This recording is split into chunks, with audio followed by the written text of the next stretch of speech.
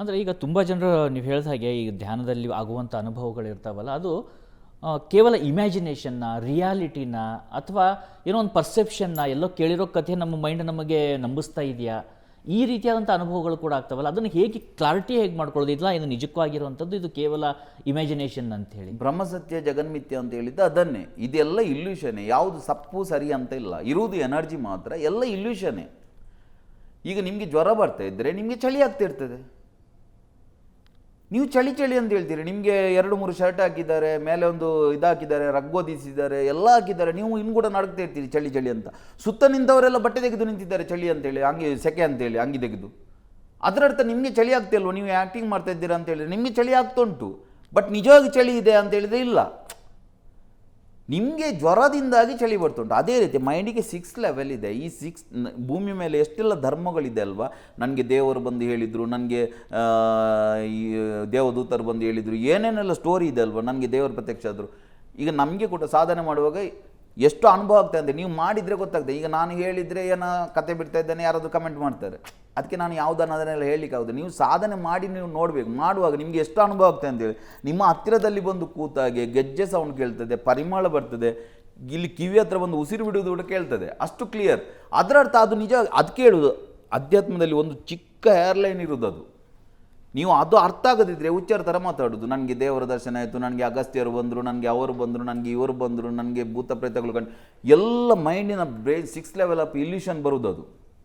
ನೀವು ಅದು ನಿಮಗೆ ಯಾವಾಗ ನಿಮಗೆ ಕರೆಕ್ಟಾಗಿ ಗೊತ್ತಿದ್ದರೆ ಮಾತ್ರ ಇದೆಲ್ಲ ಅರ್ಥ ಆಗ್ತಾ ಹೋಗ್ತದೆ, ಇಲ್ಲದಿದ್ದರೆ ನೀವು ಅಲ್ಲಿ ಸಿಕ್ಕಾಕ್ಕೊಳ್ತೀರಿ. ಏನೇನು ನೋಡಿ, ನೀವು ಸ್ವಲ್ಪ ಅಧ್ಯಾತ್ಮಕ್ಕೆ ಹೋದವರು ಕೇಳಿ, ಏನೇನೆಲ್ಲ ಇದೆ. ನನಗೆ ಅದು ಬಂತು, ನನ್ನ ಹಿಂದಿನ ಜನ್ಮದಲ್ಲಿ ಅವನಾಗಿದ್ದ, ನನ್ನ ಹಿಂದಿನ ಜನ್ಮದಲ್ಲಿ ಅವರು ಗಂಡ ಆಗಿದ್ದರು, ಇವರೇ ಇದಾಗಿದ್ದರು, ನನ್ನ ಹಿಂದಿನ ಜನ್ಮದ ಗುರುಗಳನ್ನೊಟ್ಟಿಗೆ ಮಲಗ್ತಾರೆ.